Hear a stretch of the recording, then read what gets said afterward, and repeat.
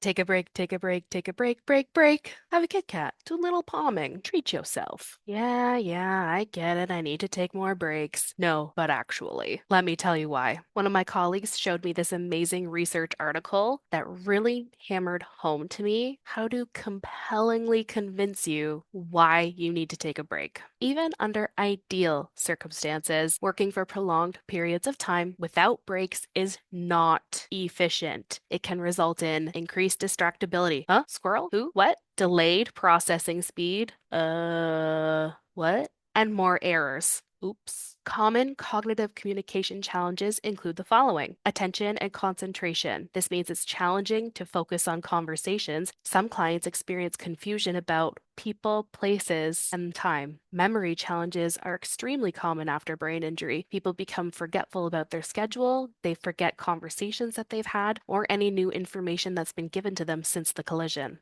Thinking in an organized manner is more challenging due to slower information processing speed and challenges with those central auditory processing skills. It becomes more difficult to plan a logical response and analyze information. People have difficulties with divergent thinking, thinking of things to say, elaborating or adding to a conversation, but also have difficulties with convergent thinking, getting to the point or getting the gist of what is being said to them. Executive functions is an umbrella term that captures a lot of higher level skills. It can be most easily remembered by thinking, what skills does an executive of a company need to have? Good planning, organizing, time management, self-management, evaluation of your own performance, problem solving, decision making, insight into challenges, etc. We know that people with brain injuries often have either hearing difficulties or hearing sensitivity, where everyday sounds are too loud. People have challenges keeping up with lengthy, complex, or abstract conversations, or even understanding humor, taking things too literally. It becomes difficult to find your words, think about what you want to say, respond on topic, respond in a concise manner without being verbose, and sometimes challenges with saying socially inappropriate things. Brain injuries can also cause challenges with motor speech, including clients sounding mumbled or slurred. Sometimes vocal production is impaired, particularly if there are neck injuries. Reading can become challenging due to vision challenges, including double vision, blurred vision, light sensitivity, and the visual overstimulation of black text against a stark white background, and there's just a wall of text. People also have challenges expressing themselves in writing. They'll make spelling errors that they never made prior to the collision. These challenges occur due to bruising, swelling, shearing, tearing, or other damage. Can you imagine if you had all of these struggles? How difficult would it be to go to school and learn, or to go to work and be productive and get things done? The research has shown that uninjured people who are expert generalized knowledge workers either do not feel or do not admit to experiencing symptoms of fatigue. Therefore, they are at higher risk of cognitive depletion. Cognitive depletion can be defined as an overuse of cognitive resources, resulting in reduced ability to accurately complete or analyze tasks. If that is true for non-injured workers, it makes sense that it becomes much more difficult for people with brain injuries to perform well. After a brain injury, challenges with executive functions make it even more difficult to recognize they are experiencing cognitive depletion, and they don't even realize that their productivity is significantly decreased. In another video, I explained the planning and pacing graphs and the activity points diet tools, which go hand in hand with this metaphor or analogy. It's almost as though we have a daily budget of cognitive points, and each task we do costs a certain amount of points. The number of points assigned to each task depends on how complex the task is, how much it takes out of you, or how many symptoms you get as a result of completing the task. After a brain injury, people have a smaller daily budget due to challenges with physical, emotional, and cognitive communication symptoms. So before the collision,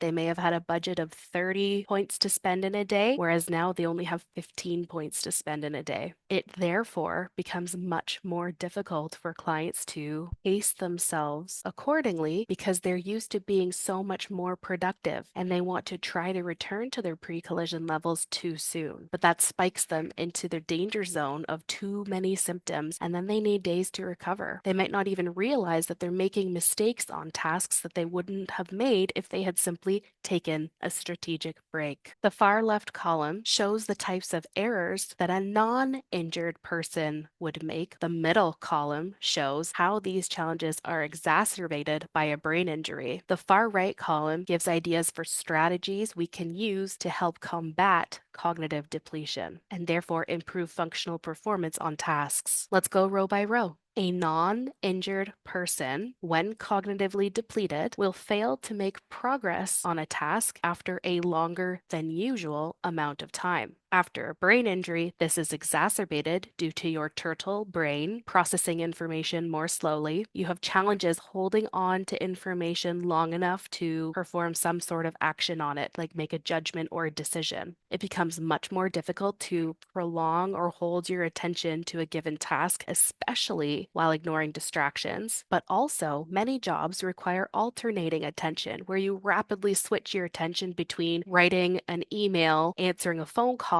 and then talking to a colleague who walks in your door to ask questions. Furthermore, challenges with executive functions make it difficult for clients to plan and prioritize tasks, or organize information, or solve problems. Strategies that can help include taking a break, use the project chunking guide, go see my video for an example, and estimating the difficulty of the task and how long you think it will take you. This is kind of similar to the project chunking guide, but I'll probably do a different video on estimating difficulty and time, although it is exactly what it sounds like, but there are many reasons why it helps. An uninjured, cognitively depleted person will have challenges understanding the current state of a task or how to complete it. They may ask for repetition, explore concepts unrelated to the task, or undo otherwise productive actions. Again, a brain injury exacerbates these challenges of cognitive depletion due to your turtle brain processing information more slowly, challenges with working memory, attention, impulsivity, so the brakes that people have in their brain to stop them from acting before thinking, those brakes are not working the best. So people tend to just act before they think. And again, challenges with executive functions.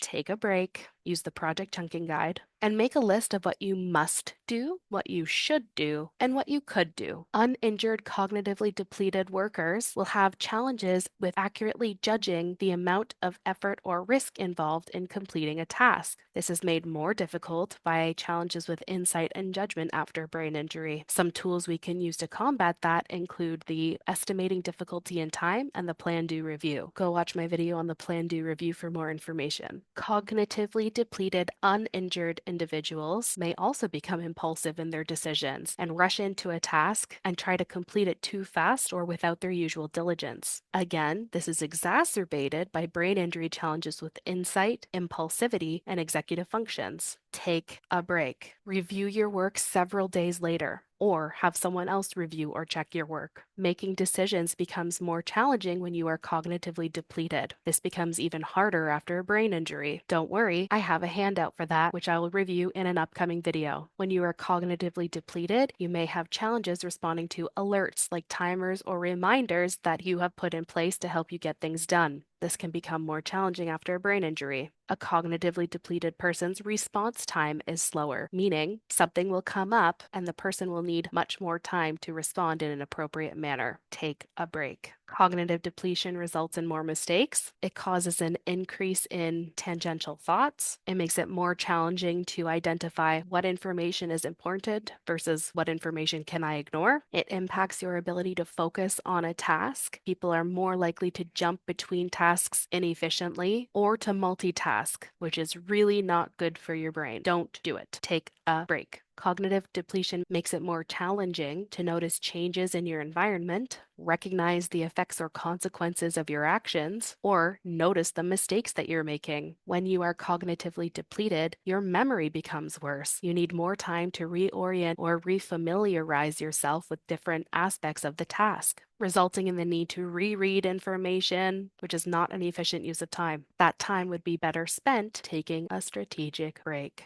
cognitive depletion can result in mental health challenges. It might cause you to abandon tasks before you complete them. It becomes much more difficult to keep up with incoming information like texts, emails, urgent notifications. Your ability to think strategically is negatively impacted, so you can't figure out how to solve common challenges, like being cognitively flexible to abandon a plan and figure out an alternative that will work better. Finally, cognitive depletion can manifest in physical symptoms like drowsiness, exhaustion, clumsiness, and fatigue. All of these challenges are exacerbated after a brain injury, but due to the nature of the brain injury, all of this will happen without a person's conscious awareness. You won't even realize that you're having all of these struggles. That is why understanding how cognitive, emotional, and physical symptoms can contribute to cognitive depletion can reduce the stress associated with cognitive and work overload while maintaining and improving the quality of your performance simply by reminding you to take regular strategic breaks and to use compensatory strategies. And here are my sources for this handout.